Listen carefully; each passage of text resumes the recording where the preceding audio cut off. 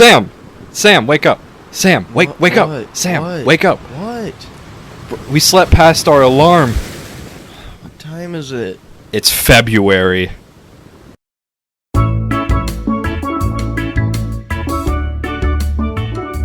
Hello and welcome to Podcast Away. My name's Logan. My name is Sam. And we're your hosts. We are that. Sam, how are you doing on this fucking bitterly cold winter night? I am freezing my tits off. Yeah, man. You know, they say... My feet feel like ice cubes. They say global warming is real. It feels pretty cold outside right now. It's true, though. Like global freezing. Yeah.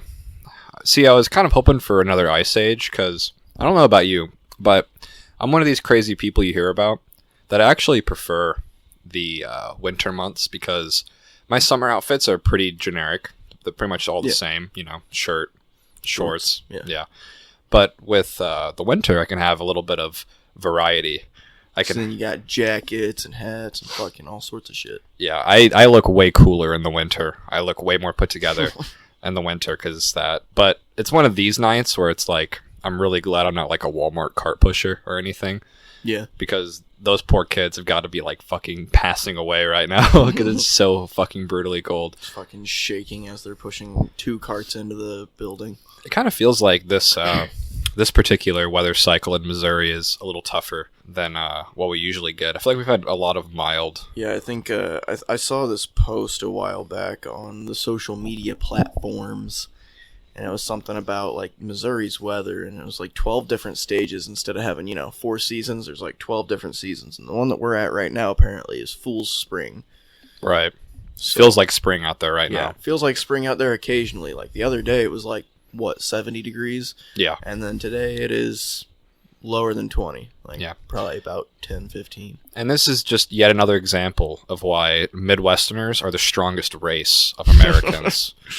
Because we can live anywhere. We're corn-fed, baby. Not only are we corn-fed, and we're supplied off of like McDonald's and Hardee's burgers. Yeah, that's the only corn that we get. Yeah, pretty much. Corn. Produce is cheap around here. But anyway, what was I saying?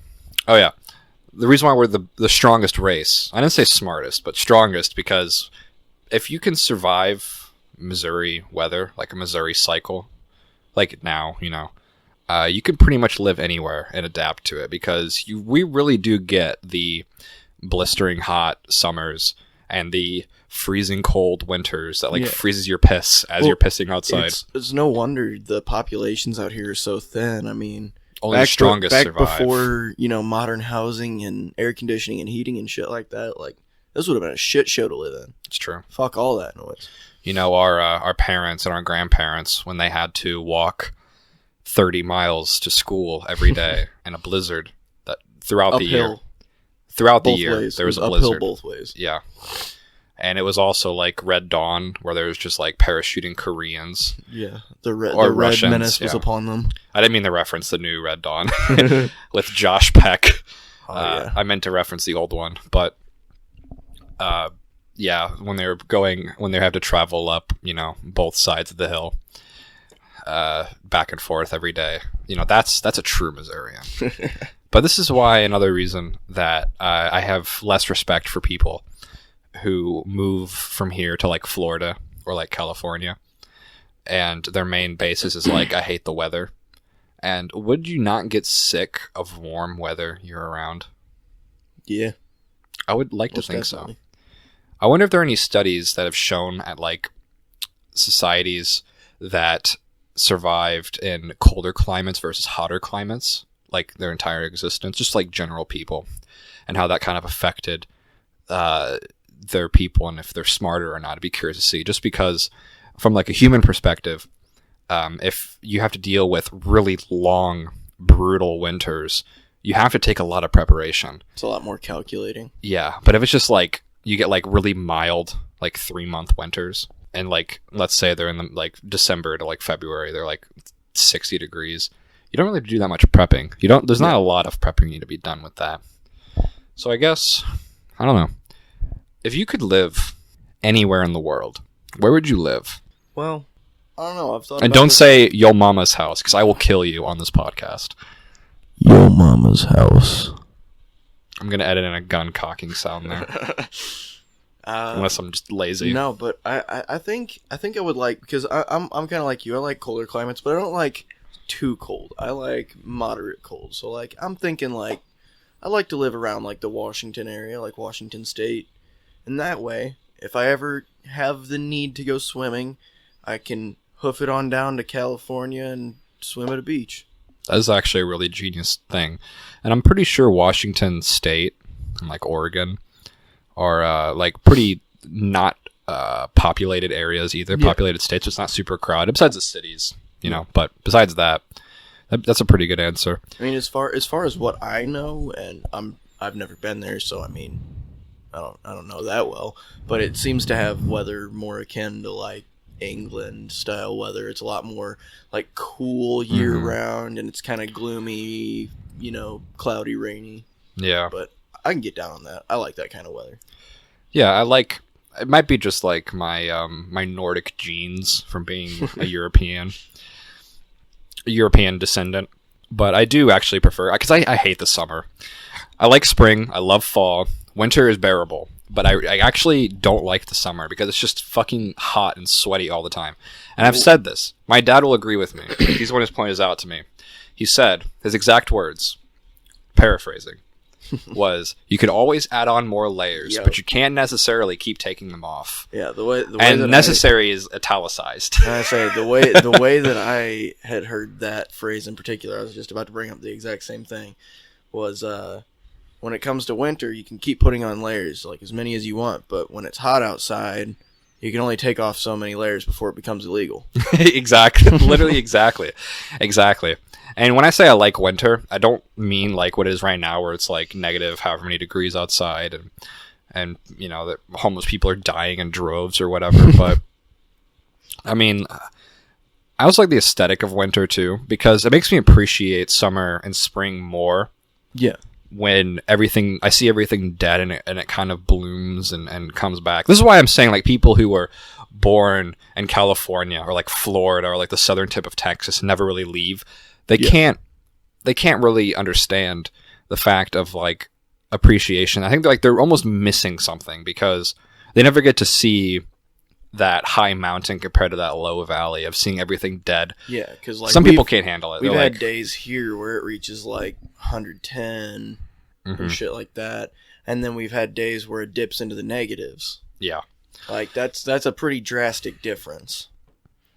Yeah, and I'd be curious to see how that changes development in people too. If people who are born in these warm areas, like if it's actually harder for them to cut it in colder areas, maybe, you know, or are they just going to pull the classic human move and just after, you know, like a year or whatever, they adapt? Because I remember reading somewhere, no citation, no evidence, I just remember reading this, that a human, the reason why we're so good at being a human, an alive thing, is I'm struggling here. Understandable. Yeah, it's because we're humans. Yeah, it's because I'm not perfect. Some would say, is because we take like a year to adapt to any environment that we're in. It takes us like one full year, and then it no longer bothers us that we're in like a new environment. That's the idea. I don't remember reading that. I have no idea about the scientific basis, but I remember that sticking in my head. Of like, do you remember Star Wars Episode 3? Vaguely, because I watched that whenever it came out. Do you remember the Anakin fight at the very end where he became Darth Vader? The duel of fates, so to say. Yeah, and it's like a lava planet. Yeah. And I was thinking, like, why in the hell did they colonize a lava planet? Like, wouldn't it be terrible to live there? And ever since then, I was thinking about that. I think that it was like a mining planet or it was like mining or like a factory planet or some shit. I don't remember exactly. I remember reading about it at some point, but you were saying. Yeah, I'm sure that's somebody who's more schooled on the background of Star Wars could tell me, which we can talk about Star Wars too. I could get down. But I'll wrap it up. I'll wrap this boring conversation up with I think it's interesting that we're one of the few species that can exist basically anywhere on the planet. and the different parts of the planet that we inhabit with these different weathers, I wonder how that's affected the cultures of different people that existed in those areas. To use really like harshly different examples, like past examples of like the Vikings versus like, you know, the Turks. Yeah. That like in like how that's kind of affected like their gods and like obviously what they wear, but like, you know, what they take pride in and all that. Yeah. Like their values, their cultures. And like how much the weather has played part in that. I wonder if people who don't get that full scope, they don't get to see the trees dying and they know that they're hibernating and see them bloom again, to see life, you know, literally spring, for lack of a better term. When you go and invade that area or whatever, you see all these trees with no leaves on them and it's freezing cold, you're like, what in the actual shit? Where am I? Exactly. We are in hell. Yeah. I am in hell right now. I wonder if they're missing something, but we can talk about Star Wars for a second. I can get jiggy on some Star Wars talk. Let's see, what happened recently with Star Wars? Baby Yoda. Oh yeah, The Mandalorian was a fantastic show. Have you gotten a chance to watch any of that yet? No. Oh, I did highly, not. highly recommend it. In my opinion, it's the best thing Star Wars that's come out in years. It's the best thing since sliced bread. Yeah. Yeah. I'm drinking bread right now. That's insane. It's just beer. Yeah, so the ending of the Skywalker trilogy happened. I have yet to see episode 9. I didn't see it. But I'm going to talk about it. Let's do it. Because I've heard enough. Me, a kid who's the perfect age range for the prequel movies to come out. And the funny part is, it's not even that cool to talk about anymore because pretty much most people are in the same boat. I've even like Facebook, like NPCs that I have that like will just consume anything that you give them, no matter what it is. Like as long as it has the right logo on it, they'll eat it. Yeah. Basically. Even they are like the general consensus is that the new trilogy is like a missed opportunity, like a disaster, basically. Yeah. And I guess my point I was trying to make here, because I don't really talk about like Star Wars lore, because I don't keep up with it. But I was wondering if you felt the same way. But the new trend that Hollywood has of rehashing old IPs, I say new trend, it's like 20 years old now. Yeah. That's depressing.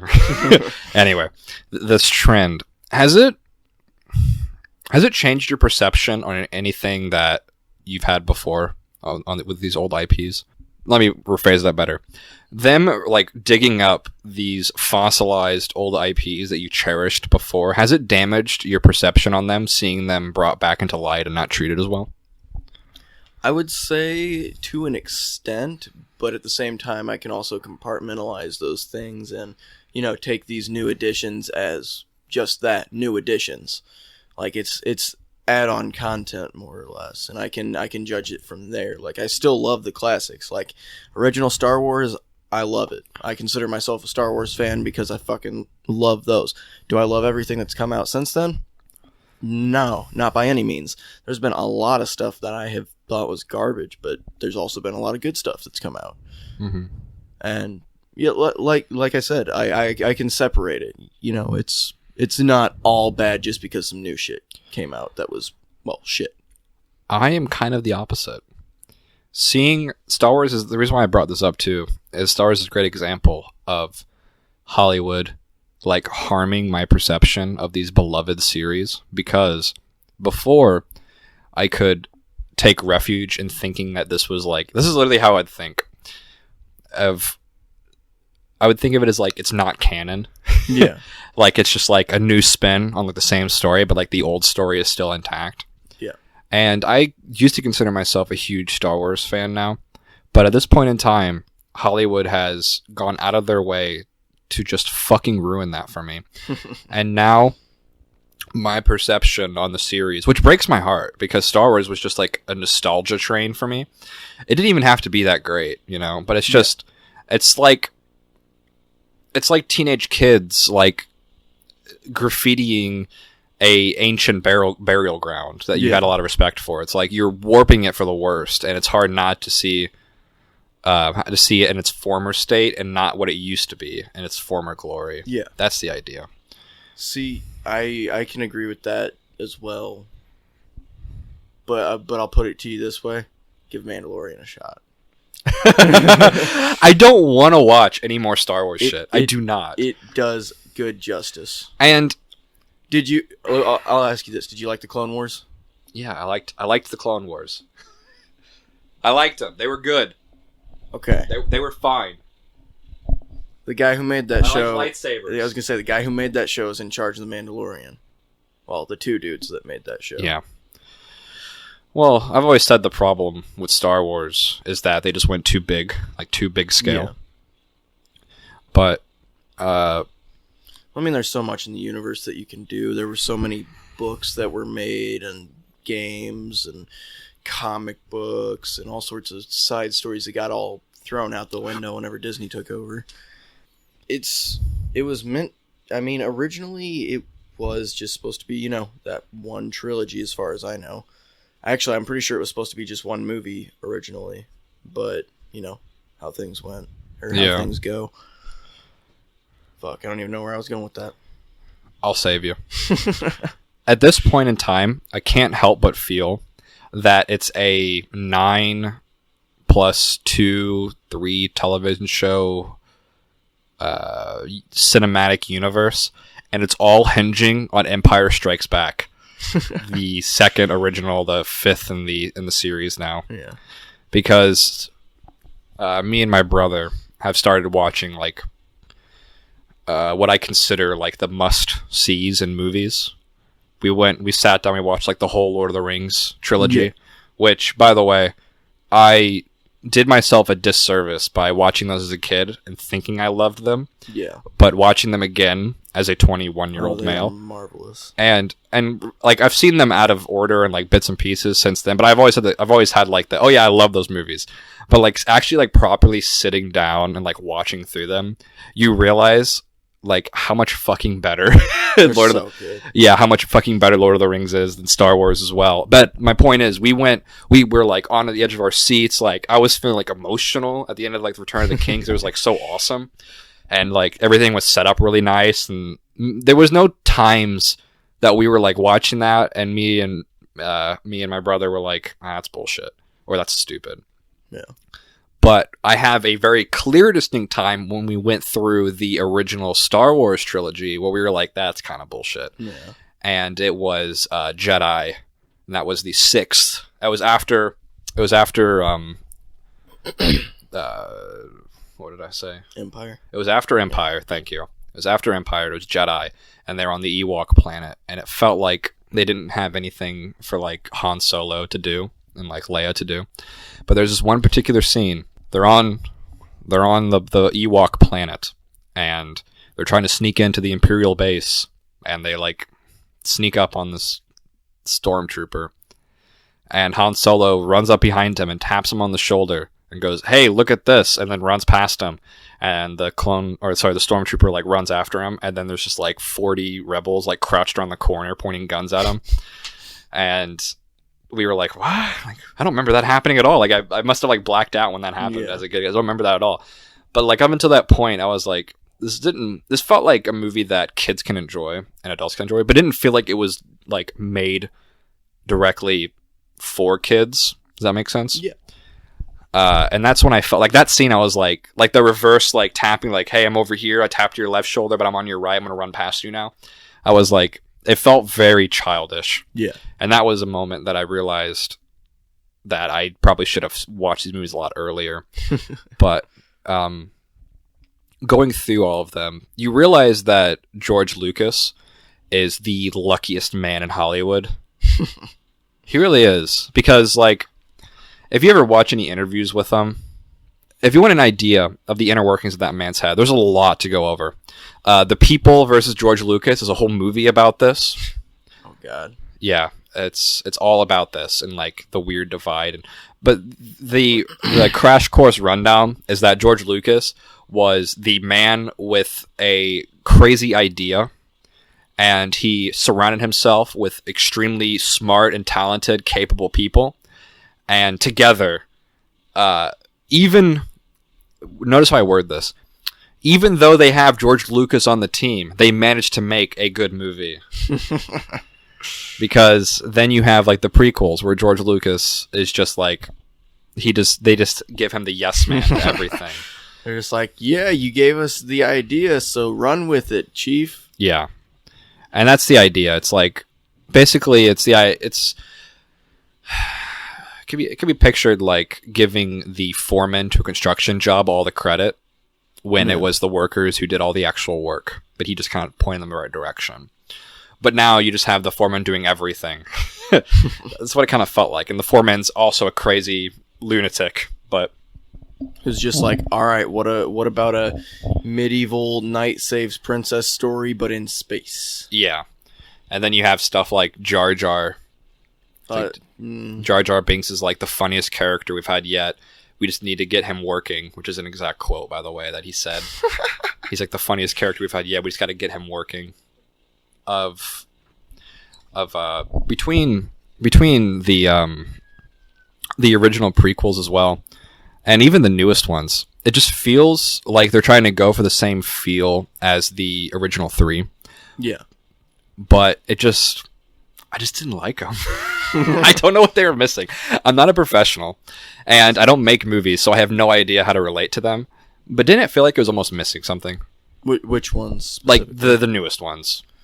Yeah, I feel like 7 was a decent build-up, and I feel like the biggest thing that threw off that whole train was changing directors in the middle of the trilogy.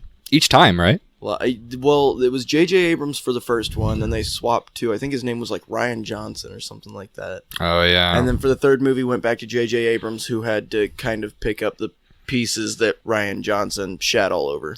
And isn't it pretty much public knowledge they didn't even plan it out at all? It was There was a light plan. There was a light plan. Like it was like a graphic organizer that you made in grade school. It was like a PowerPoint. Yeah.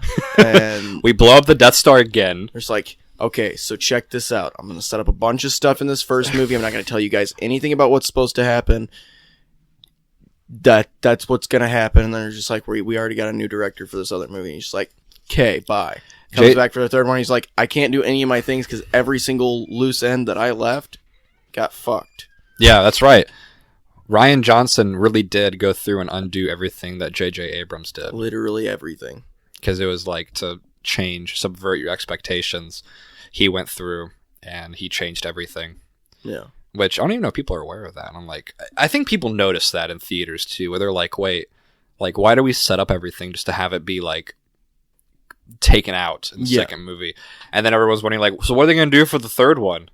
Like, what are we like, and I think when I hear people talking about it, they were all telling me that the movie was like a complete fucking breakneck pace the whole time. There was like so much shit happening, and I know exactly why that was happening. Why it was so fast paced. So to shove everything into it. They had to set everything up and then have everything pay off in one movie rather than having the 3, which what it should have been.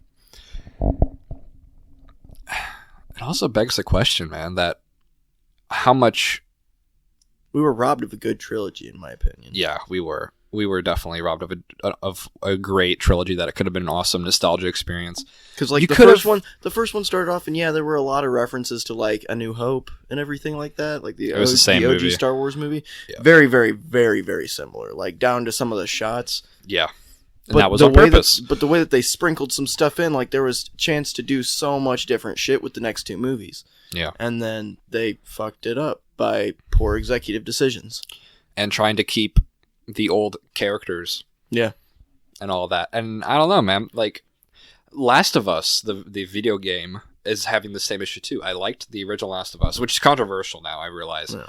But I actually liked the original video game, not as much for the gameplay, but for the story. Yeah. But when I found out that any smart person should. Yeah.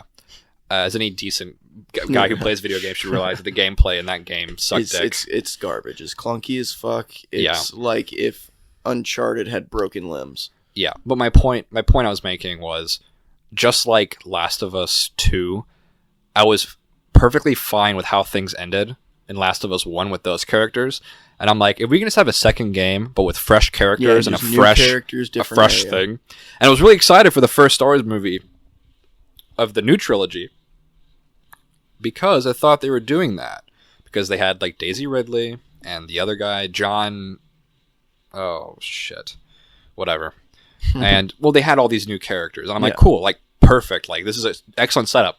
But then you got to bring out all the old fart bags from the original series who are... 30 years down from their coke they could have done fiends. tastefully. Like, they could have had him be like an Obi-Wan style figure.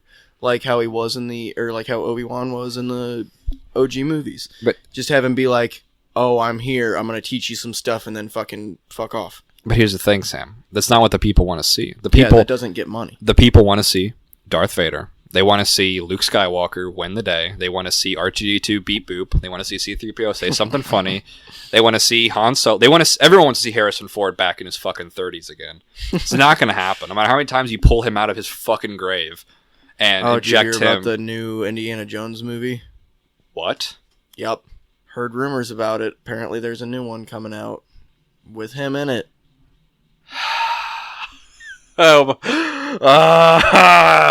Why? He's an elderly man. As if Crystal Skull wasn't bad enough. Like, he was already kind of hobbling around in that one. That was like 10 years ago.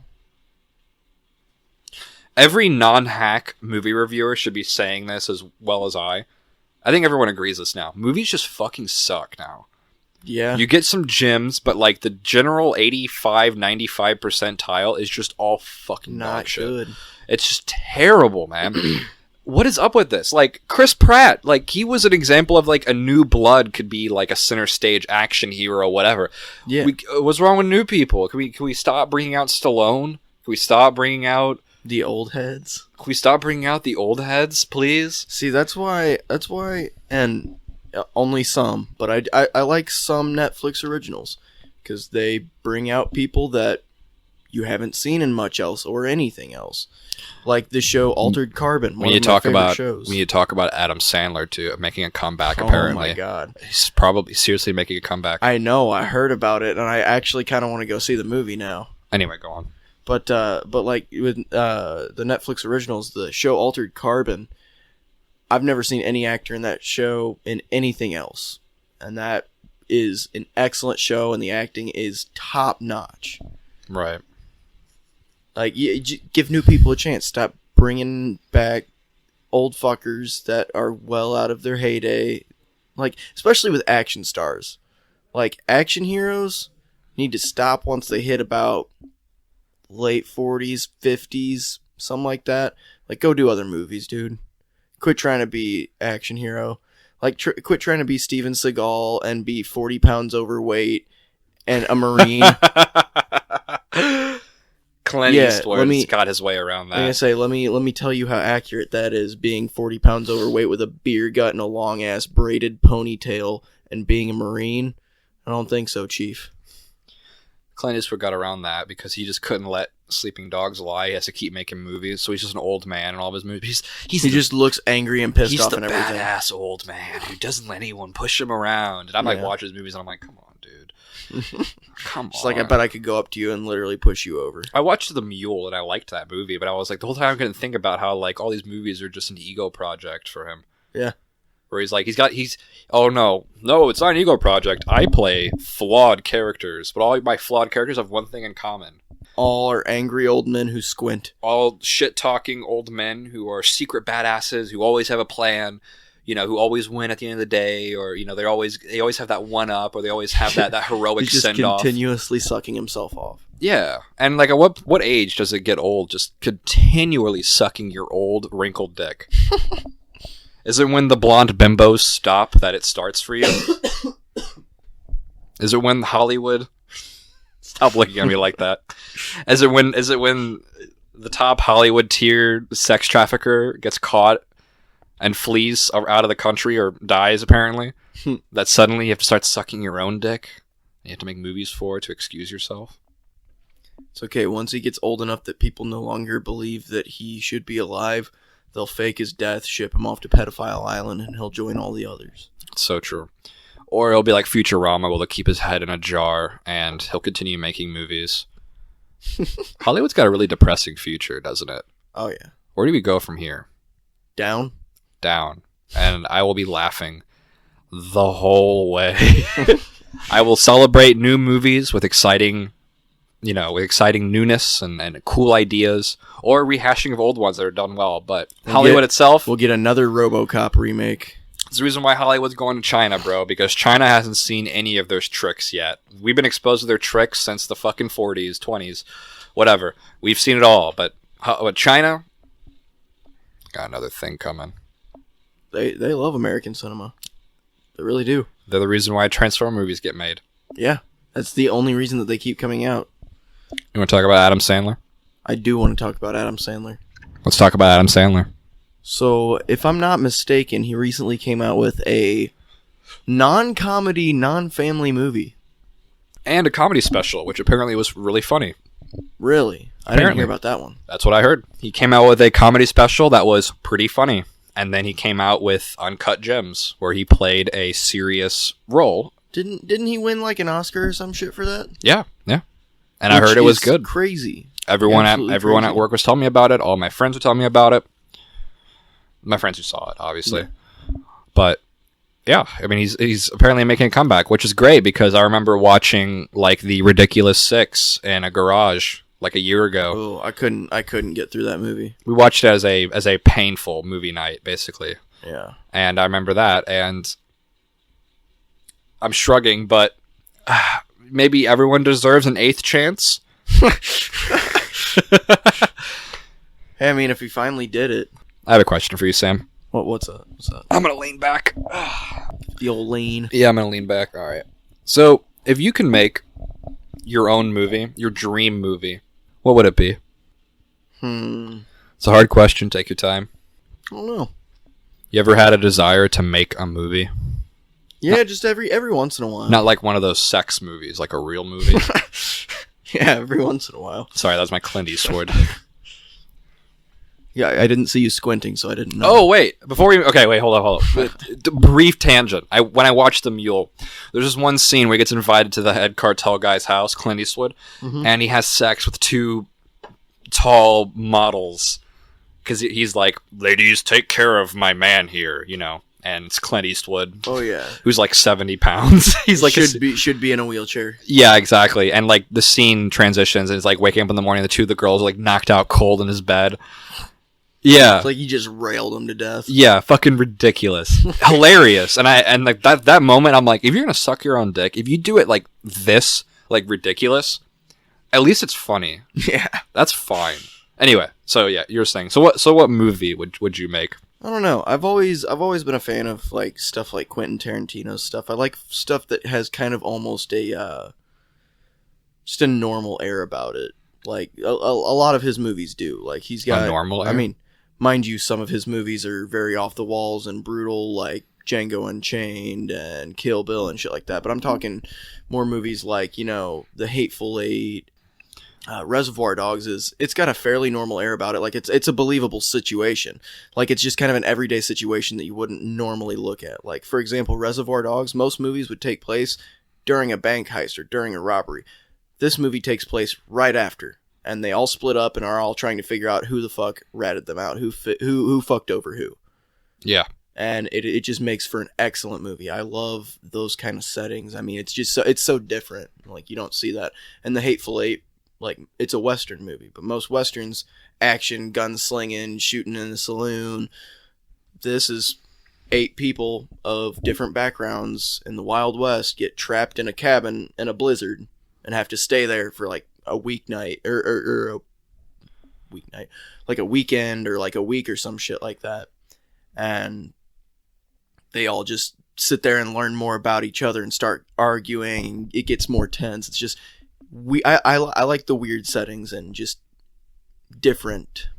It feels like more like it's taking taking a video out of like a real life situation, as opposed to something that was made specifically to be put on camera. Touch on a point of why his movies are so good, and it's because they have usually, in most cases, not every case, like Kill Bill, but they have really simple foundations for the story. Yeah. Like the premise is usually really simple, but he lets the characters do the complicated heavy lifting. Yeah, the dialogue just gets it going, and it evolves and becomes so much more. Yeah, and you know what? I think movies with really simple premises are probably the best because unless, I mean, there's exceptions, but I think that it's like a good foundation for a solid movie when you have a very simple idea. That's what movies were in the 80s. Yeah. Like Jaws was just, what if we had a shark attack people? Right? That's exactly what it was, right? You know, and then it's like so many movies like that have these super simple, like almost like one sentence premises that once enacted, you know, you allow the characters to be more complicated. Yeah, and that's good. I think if I was going to make a movie of my own, if I had like unlimited budget and talent, I would love to make another movie like Dawn of the Dead. Believe it or not, I haven't seen it. The old one or the remake? Either. Oh my god, we have to watch that, dude. That's a classic. I'm super down for that. That's a classic, dude. Both of them are really good. The old one is for free on YouTube. Really? It might not be on YouTube anymore. When I saw it, the whole thing was on YouTube, and that was fantastic. And then the remake, I believe, also by Zack Snyder. I'm not 100% sure. I think so. But anyway, yeah, they're both great, and I want to make another movie kind of like that because I love zombie movies. I would also like, if I had unlimited time and resources, I would also like to remake The Walking Dead, but keep my actors as slaves and then not let them leave unless I was done with them. And then when they're done, they're done. And then not give a fuck about their paycheck. And when it was time for their character to die, their character died. Do it the way it should have been done and not the pussyfooting way. Yeah, pretty much. I think that would be it because, like, I love the premise of apocalypse movies. They're like my favorite genre because I love the idea of these people who are usually like this moral gray area, and they have to go through and pick a new life out of the carcass of the old world and all that, and make do with remains. Yeah, even like zombies are not necessarily like an end all either because I think people are kind of sick of zombies these days, and that's because they got hit so hard in 2010 and 2015 that we were hit with everything. But just like how it was after like the Cold War, and during the Cold War people were eating up like nuclear holocaust books and like how life would be if like nukes went off. Yeah, I think I'd like that similar now because that's the stuff that I like too. Because it's super fun to think of like the total freedom that you would have if you just like woke up one day and then literally everything was gone pretty much. And it would be an absolute dreadful existence, mind you. It would be awful. All that death and destruction would be awful. I disavow. But what I'm saying is, who doesn't want to have a compound with their friends and some cool allies as rough in the middle of like as it would be, like, life now, in my opinion, is a bit too pampered. It's boring. When I say a bit, I mean a lot. Like, we don't have anything to fear. We're at the top of the food chain. The biggest thing we have to fear is other people. And the government. Well, yeah, other people. Pay your taxes and you're people, good. Sorry. Yeah, pay your taxes and you're good. Yeah, you're right. Because I think people they love these apocalypse movies because escapism, right? Yeah. But that's what the foundation of movies are, is escapism. But it's an interesting theory to think about that it's weird to escape into a worse world than what you're currently in, which is apocalypse movies. And I think it's because people like to live vicariously through them, to think like, ooh, would I survive? Like, what would I do? Yeah. But me, when I see that, I see almost like a sense of total freedom, of like a way to start things fresh with that. Yeah, it's just a way to wipe the slate clean and start a whole new thing. Yeah. And also to return to like a simpler living too. Yeah. Because like you think before the days of civilized society. Maybe not civilized society, but like more specifically, if you think about it. I mean as far as like modern society, like having to to work just to exist. Yeah, exactly. Instead of, making your own way, you have to do something that fits, society standards. Yeah. And it's You also... can't live off the grid. Exactly. It's straight up illegal unless you hide. But the idea of returning to a simpler living, because if you look at times now compared to 30 years ago where they thought we'd be, since 2000, what has really happened between now and then when it comes to like technological advancement? Like, the only thing really worth noting is like what social media, retarded phone games. Yeah, I was gonna say phones, electronics, Flappy Bird. but besides that, I don't think there's been like that much of a, like, we're not exactly in flying cars. There's no AI GFs yet. Yeah, we're close. We're close. More AI genocide leaders would be more accurate. Like sex bots, but but the sex bots are gonna take over because they're gonna become sentient, and they're gonna use our DNA to create the next master race. The next DNA sentient sex bots of disgusting Indian men who actually use sex bots. Is that the future to look forward to, Sam? I think so. This is a bleak note to end the podcast on? Yes, I think so. Okay. Well, in that case, we're going to end it right there. So my name's Logan. My name's Sam. Thank you guys for listening. Yeah, this has been Podcast Away. We'll see you next time we decide to record.